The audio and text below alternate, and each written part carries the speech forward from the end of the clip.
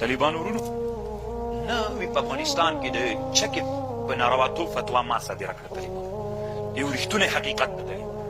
ما اوس هم په یاد ده هغه وخت کې ما ټلیفون کاروه نو یو چا زنګ راته ووهه کنځای راته وکړې طالب ولایت هم راته معلوم ده او هغه چا چې ورته ویلي ول یو عالم و طالبانو هغه مو شیخ دغه ورته ویلي چې کنځا ورته وکړه چې دا دې ولې حرامه کړې ده.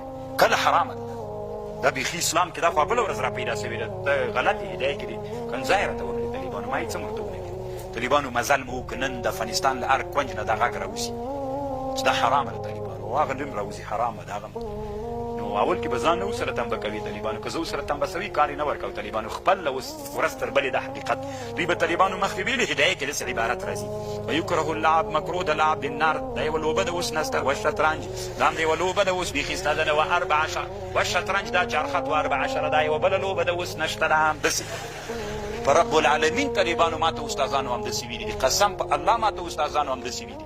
طالبانو ما ویلي استاذۍ تا تقلید زه نه کوم ما چې کله درس شروع ویکره اللعب بالنار ما هو النار فتحققت إلى أن وفقني الله بحقيقته.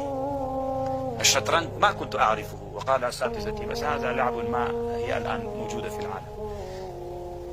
ما خپل تقلید ونه کړ طالبانو دا څه رقم لوبه نه 14 طالبانو دا یوه لوبه ده اوس دنیا کې نشته مونږ ترې ترجمه کړې وه نه دا تقلید ده دا زه نه منم 14 څنګه لوبه ده شته دنیا کې که نه 14 چارخط رسختونه څه وباسي طالبانو یا داسې رسختونه وباسي طالبان سره ناست وي یو خواته دا کېده دا بیا ته څه ورته وایي کتار ورته وایي دا طالبانو 14 خبر باندې پوه شولې دا تحقیق و طالبانو ویکره اللعب بالنار والشطرنج 14 دا هدایت ده ستې مخاخه ويكره الكراهية متى أطلق في كتب الأحناف فالمراد منه الكراهة التحريمية. طالبان دا وصول فقه قاعدة ده. طالبان ورونو الله أخاف ما زلغ دوی دس چلو طالبان ورونو دا دس چلو دوی ورته ویلي چې د بوتان ټول قوم طالبانو بت پرست یو ابراهیم را پیدا سو علیه السلام. ابراهیم علیه السلام څه ورته بدلونونه طالبانو بدلونونه په ټولنه کې څوک راولي یو نفر بل زموږ له ټولنه طالبانو فساد کوي څوک یو نفر او ټولنه کې انقلابونه هم څوک راولي افراد راولي. د طالبانو بعضې ولایتونو کې قهرمانان تېر سوي دي طالبانو ټول ولایت خلک قهرمانان دي. طالبانو یو سړی راکې په داسې قدر قهرماني یې کړې طالبانو ټول خلکو نوم یې د موډې برابر کړی ده خبر باندې پوهېږي. نو اوس یو ابراهیم را پیدا سو علیه السلام ابراهیم علیه السلام شروع وکړه چې دوی څه ورته ویلې نور خو یې څه نه سویل وایي ګوره بوتان به دې وهي د بوتانو پسې مه غږېږه بوتان به دې وهي.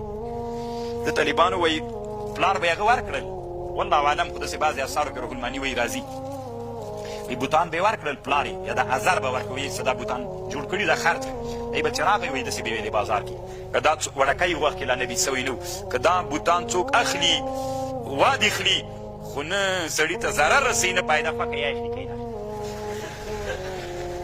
سکې به طالبانو هېچا هم وانخیسته هېچا به چې وانخیسته بېرته به یې چا ته راوړ نه بېرته به یې نهر ته راوړ سر به یې په هغه کې ورومنډه اوبو کې وچکه اوبه وچکه تږی سوی به بازار کې ګرمي وه هغه طالبانو ورونه اوبه به یې ونه چکلې هلته به نورو دوی لیدل چې دې موږ په خدایانو څوک کوي ملک ورته به یې ګوره دا بوتان به دې ووایي لکه دا اوس طالبانو موږ چې د زیارت اصول بیانوو وایي زیارت به دې ووایي که نه وي زیارت به دې ووایي اوس که نه مثلا خواجهغلطان ولي طالبانو دا علمي مسله وه که زیارت رغړول ول علمي مسله وه نو طالبانو دوی چې اوري ما ته خبر رالیږي زیارت به دې ونه وایي که برابر سوی سخت به دې وایي دا زیارت خبر نه ده لولو دا علمي مسله ده. وکیف اخافو څنګه زه وډارسم وکیف اخاف ما اشرکتم ولا تخافون او نه ډارېږئ تاسې له هغه شي سره چې الله زه څنګه دي تاسې له بوتانو نه وډارسم تاسې له الله سره شریک دي ولې له الله نه تاسې نه ډارېږئ زه نه وډارسم.